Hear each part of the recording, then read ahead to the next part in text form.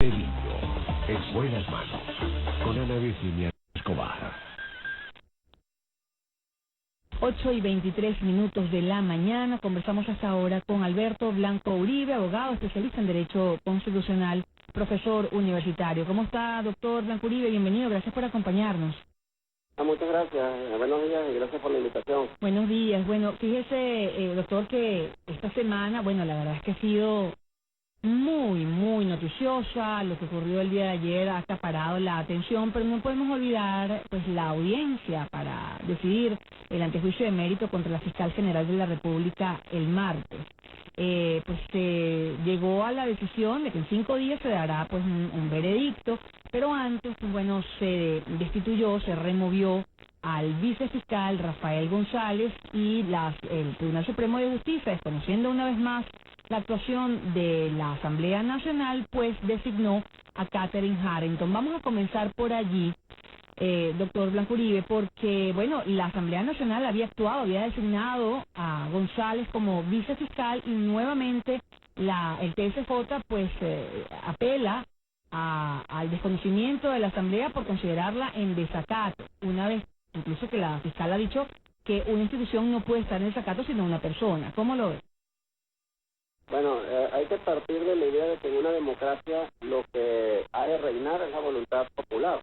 Y la voluntad popular se manifiesta justamente desde la perspectiva electoral a través de procesos tanto de elecciones como de referéndum. Esto lo digo porque no hay que olvidar que la Asamblea Nacional es producto de un proceso electoral que conformó la nueva mayoría dentro del seno del Poder Legislativo.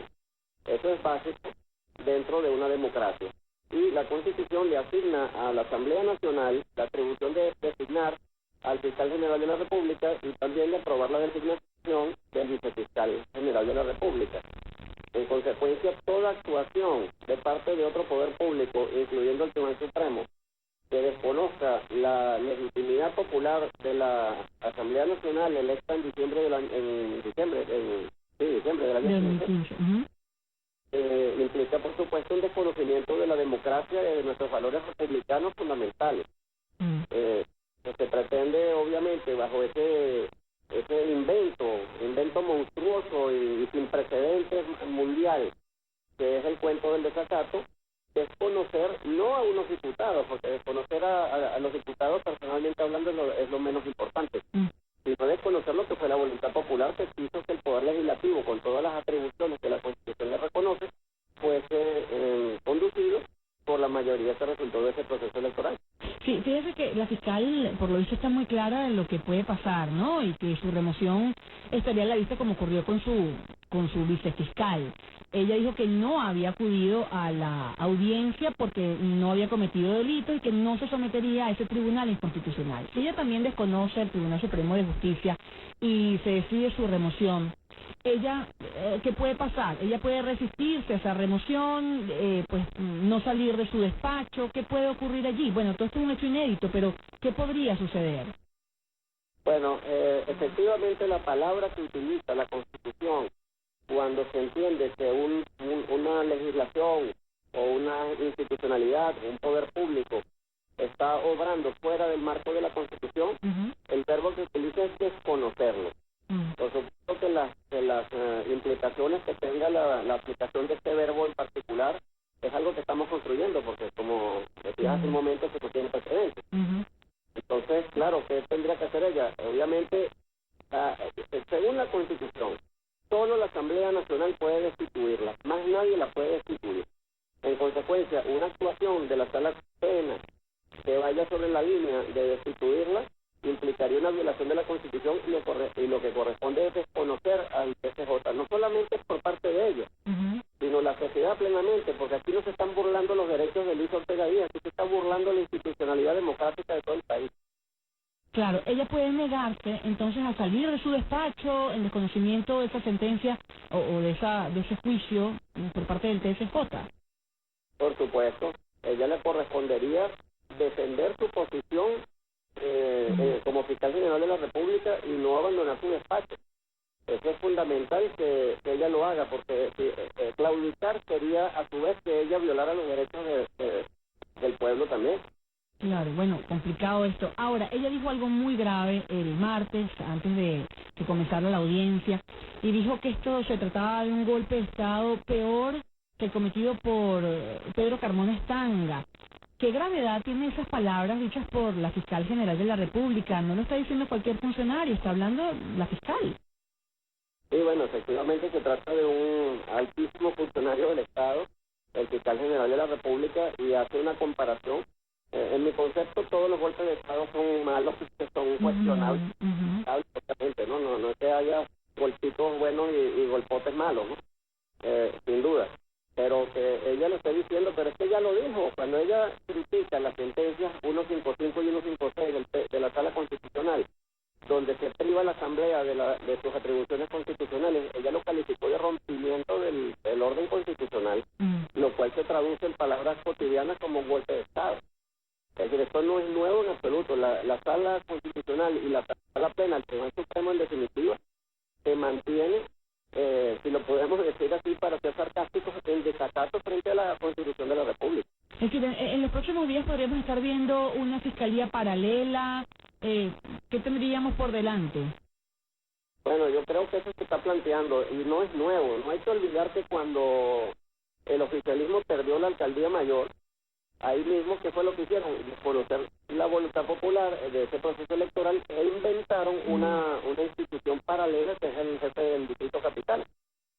Y así, cuando han perdido un municipio, pues han creado instituciones paralelas.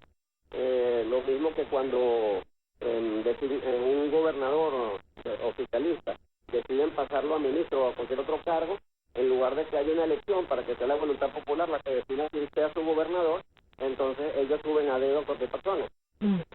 Ese paralelismo lo hemos estado observando constantemente y no sería para nada extraño que de nuevo se haga. De hecho, ya se habló también en su momento, antes de inventaran lo del desacato, ya estaban hablando de una asamblea comunal para desconocer a la Asamblea Nacional. Siempre buscan ese mecanismo.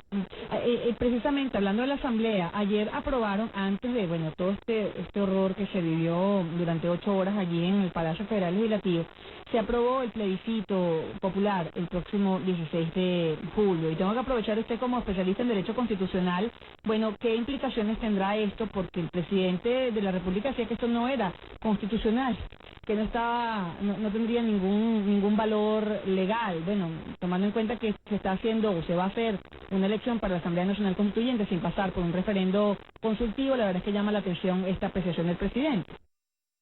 Sí, bueno, efectivamente es una paradoja que quienes han venido violando la Constitución y cuantas leyes existen sean ahora los que pretendan defenderse sobre la base del alegato de que eso es inconstitucional o que sea ilegal.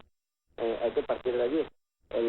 Este evento planteado para el 16 de julio, una consulta de origen popular, porque viene del pueblo, pues, el pueblo que se la está planteando, sin pasar por la institucionalidad y sin poder pasar por la institucionalidad. O sea, no es una elección, no es una opción que tengo de elegir entre ir por el CNE o no ir por el CNE, sino que si voy por el CNE estoy muerto, porque sabemos que no hay separación de poderes, que el CNE es un ministerio de elecciones del Poder Ejecutivo.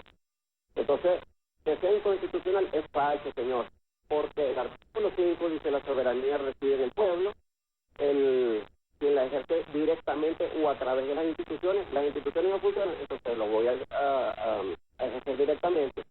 Y por otro lado, es una forma de desconocer, es el 350. Lo del 350 está grave. Yo como profesor de Derecho Constitucional, a lo largo de estos últimos años, muchas veces le he dicho a un alumno en clase, por favor léame el 350. Y empiezan la lectura y sale una información distinta. Y yo digo, mire, pero que esto no es el 350, yo tengo aquí la Gaceta Oficial. Profe, pero mire, aquí el 350 dice otra cosa, porque las ediciones oficiales de la Constitución salieron sin el artículo 350 desde hace más de 10 años. ¿Aló? Sí, le estoy escuchando, que estoy sorprendida. ¿Y eso por qué? Bueno, obviamente porque el gobierno, y estoy hablando hace más de 10 años, no le interesaba que el pueblo supiera que tiene el derecho a la rebelión, que es el 350 de la Constitución. ¿Cómo se hace el 350? ¿Cómo se aplica el 350? ¿Cómo se activa el 350? Eso lo estamos construyendo el día a día, porque eso no puede estar escrito en ninguna parte. Claro. Claro, en todo caso, pues sí tendría, no sería vinculante, es decir, sería una manera de protesta ese plebiscito, doctor Blanco Uribe. Bueno, obviamente sería una forma de protesta Ajá.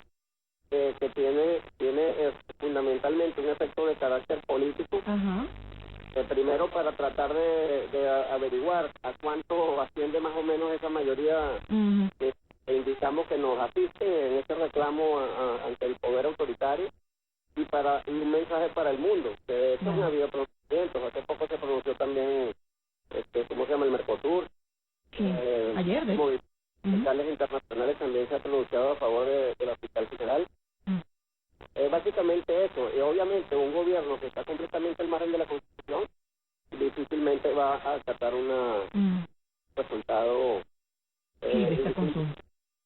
correcto, y se va a ir bajo ese argumento, ¿cómo se llama? Falaz de que eso es inconstitucional. Bueno, doctor Blanco Uribe, le agradezco muchísimo este contacto.